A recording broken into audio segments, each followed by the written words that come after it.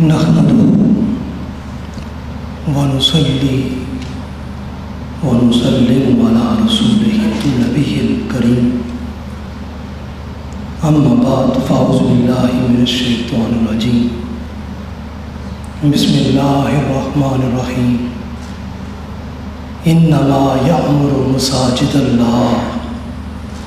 من آمن بالله واليوم الآخر صدق اللہ العلی العظیم وصدق رسولہ النبی الکریم۔ محترم المقام وائس چانسلر صاحب، جملہ ڈین حضرات، تمام سربراہان تعلیمی شعبہ جات اور جملہ سربراہان انتظامی شعبہ جات، معزز فیکلٹی ممبران اور جملہ اسٹاف جی سی یونیورسٹی اور تمام تر راویئنس، اولڈ راویئنس، آپ سب کو آج کے اس تاریخ ساز اجتماع میں شرکت پر خوش آمدید کہتا ہوں،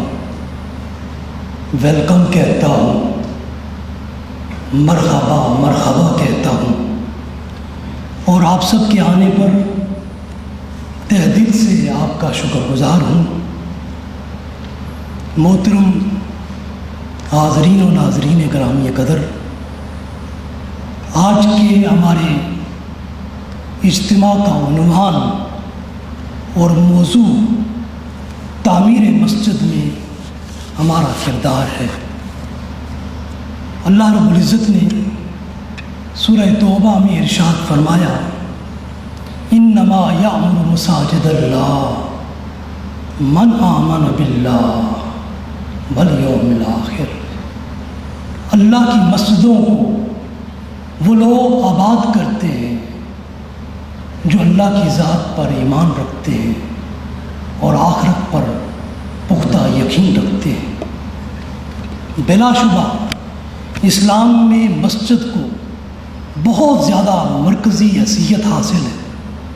ہر علاقے، ہر محلے، ہر خطے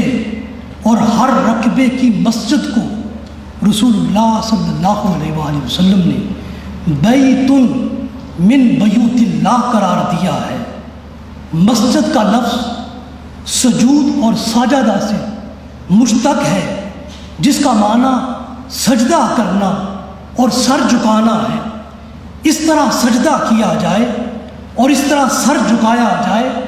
کہ جس میں خشوع و خضوع ہو، اور ایسی جگہ کو جہاں اللہ کے حضور خشوع و خضوع کے ساتھ سجدہ کیا جائے اور سراپا فرما برداری اور اطاعت گزاری کے ساتھ رب کی طرف رجوع کیا جائے، اسے مسجد کہتے ہیں۔ رسول اللہ صلی اللہ علیہ وآلہ وسلم کے خصائص میں سے ہے جعلت لی الارض طہورا، کہ ساری کی ساری زمین کو آپ کے لیے پاک کر دیا گیا، اس لیے ہر جگہ سجدہ کیا جا سکتا ہے اور نماز پڑھی جا سکتی ہے، مگر اس وسیع و عریض زمین میں ایک خاص جگہ کو مقرر و مختص کر کے اس کو بیت اللہ اور مسجد کا نام دے دیا گیا ہے، تاکہ مسلمان اجتماعی نظم کے ساتھ وہاں حاضر ہوں اور اقامت صلاۃ کا فریضہ سر انجام دیں، اور اللہ کی زمین کو اللہ کے گھر اور گھروں سے آباد کریں، اور زمین کو بیت من بیوت اللہ سے آباد کرنا ہمیشہ مسلمانوں کا شیوہ حیات اور طرح امتیاز رہا ہے۔ مسجد کی تعمیر اور اس کی آبادی کو باری تعالیٰ نے ایک مسلمان و مومن کی علامت ایمان قرار دیا ہے، اور تعمیر مسجد کے فعل کو اس کے عمل بالاسلام پر ہونے کا اعزاز عطا کیا ہے۔ تعمیر مسجد کے اس سارے عمل کو اپنی بارگاہ سے خصوصی عطا، تقویٰ اور ذکر اللہ سے یاد مولا قرار دیا ہے، اور ایسے بندوں کو ہدایت کی نعمت عطا کیے جانے کی بشارت قرآن نے عطا کی ہے۔ حاضرین گرامی قدر، اس دنیا کی کل تعمیرات میں سے تعمیر مسجد ایک مسلمان کا سب سے بڑا قابل فخر اور قابل اعزاز کارنامہ ہے، اور اس کے ایمان سے متصف ہونے اور مزین ہونے پر برہان و دلیل ہے۔ اس لیے ارشاد فرمایا انما یامر مساجد اللہ من آمن باللہ والیوم الآخر واقام الصلاۃ وآتی الزکاۃ ولم یخش الا اللہ فعسى اولئک ان یکونوا من المہتدین۔ اللہ کی مسجدیں اور اللہ کے گھر صرف وہی آباد کر سکتا ہے جو اللہ پر ایمان لایا، جو یوم آخرت پر ایمان لایا، جس نے زندگی میں نماز کو قائم کیا، اپنے مال سے زکوٰۃ کو ادا کیا اور اللہ کے سوا کسی سے نہ ڈرا۔ یقیناً یہی لوگ ہدایت پانے والوں میں سے ہو جائیں گے۔ حاضرین و ناظرین گرامی قدر، اس آیہ کریمہ میں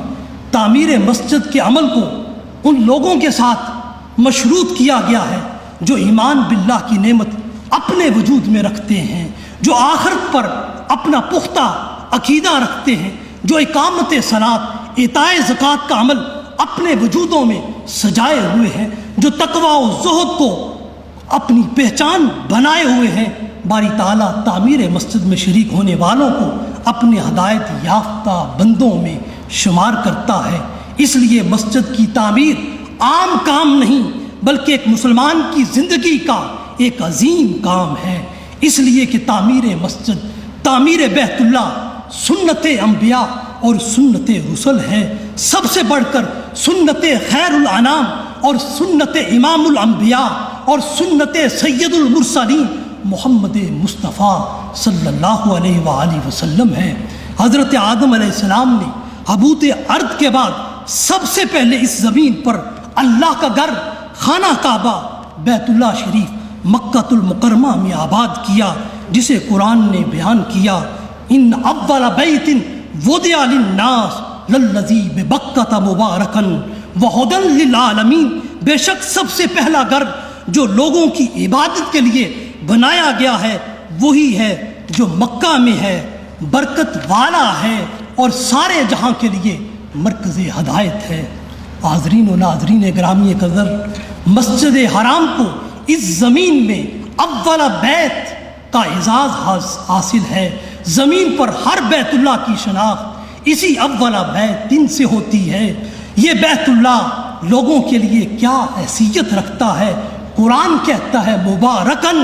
یہ خیر و برکت کی جگہ ہے، اللہ کی نعمتوں کو پانے کی جگہ ہے۔ اور اول بیت بیت اللہ شریف مسجد الحرام ہدی للعالمین، کل جہاں کا عالمی مرکز ہدایت کا اعزاز رکھتا ہے۔ اور اللہ کا اس زمین میں ہر گھر، ہر بیت اللہ ہدی للناس، لوگوں کے لیے مقامی ہدایت کا مرکز ہوتا ہے۔ ہر مسجد لوگوں کے لیے اللہ کی طرف رجوع کرنے اور باہم اجتماع کرنے اور امن و سلامتی اور اللہ کی بارگاہ سے پناہ و حفاظت پانے کی جگہ ہے۔ وَإِذْ جَعَلْنَا الْبَيْتَ مُثَابَةً لِلنَّاسِ وَأَمْنًا، باری تعالیٰ نے اپنے گھروں کو اور بیت اللہ کو اپنے نبیوں کے ذریعے سے تعمیر کرایا ہے۔ خواہ وہ مسجد حرام کی تعمیر ہو، خواہ مسجد نبوی کی تعمیر ہو، اس رب کو اپنے گھر کی تعمیر سے اس قدر محبت ہے کہ وہ مسجد حرام کی تعمیر کا منظر قیامت تک آنے والے انسانوں سے یوں بیان کرتا ہے قرآن حکیم میں وَإِذْ يَرْفَعُ إِبْرَاهِيمُ الْقَوَاعِدَ مِنَ الْبَيْتِ وَإِسْمَاعِيلُ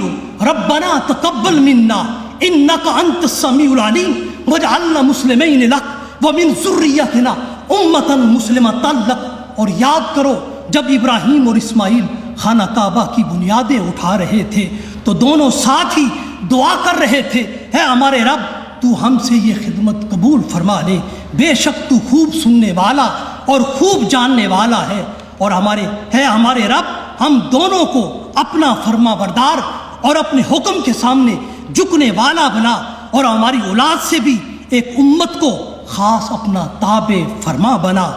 حاضرین و ناظرین گرامی قدر، تعمیر مسجد کا عمل ہر دور میں سنت ابراہیمی کی یاد کو تازہ کرنا ہے اور خود کو وَمِن ذُرِّيَّتِنَا أُمَّةً مُسْلِمَةً لَكَ کے زمرے میں اور شمارے میں لانے کی مانوی سعادت حاصل کرنا ہے، رسول اللہ صلی اللہ علیہ وآلہ وسلم نے ہجرت مدینہ کے وقت مدینہ منورہ میں آتے ہی مسجد قباء بنائی اور اپنے گھر سے پہلے اللہ کا گھر بیت اللہ مسجد نبوی کی تعمیر کی۔ ہر بستی، ہر علاقے اور ہر محلے میں اپنی امت کو مساجد بیت اللہ کو تعمیر کرنے کی ترغیب دی کہ تمہارے ہر محلے اور ہر علاقے کے گھروں میں سے ایک گھر بیت اللہ بھی ہونا چاہیے۔ اور اب ہمیں دیکھنا ہے فی بیت من بیوت اللہ کے مقاصد کیا ہے، مسجد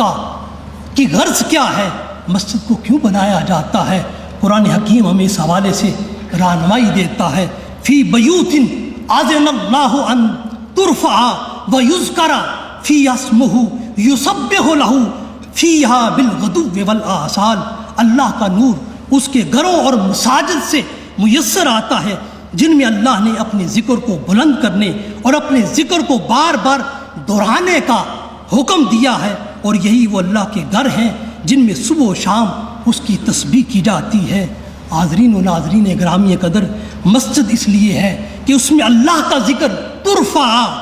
بلند کیا جائے اور بار بار اور ہر وقت وَيُذْكَرَ فِيهَا اسْمُهُ، اللہ کا ذکر تکرار کے ساتھ اور بار بار کیا جائے۔ رب اپنے بندوں سے یہی تقاضا کرتا ہے، یا ایھا الذین آمنوا اذکروا اللہ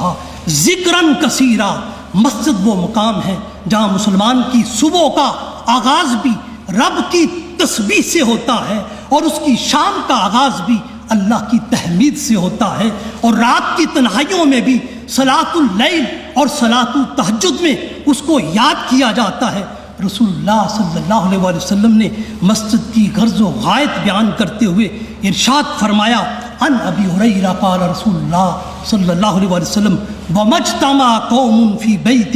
مِّن بَيُوتِ اللَّهِ يَتْلُونَ كِتَابَ اللَّهِ وَيَتَدَارَسُونَ بَيْنَهُمْ إِلَّا نَزَلَتْ عَلَيْهِمُ السَّكِينَةُ وَغَشِيَتْهُمُ الرَّحْمَةُ وَخَفَّتْهُمُ الْمَلَائِكَةُ۔ اللہ کے گھروں میں سے جب اس کے کسی گھر میں لوگ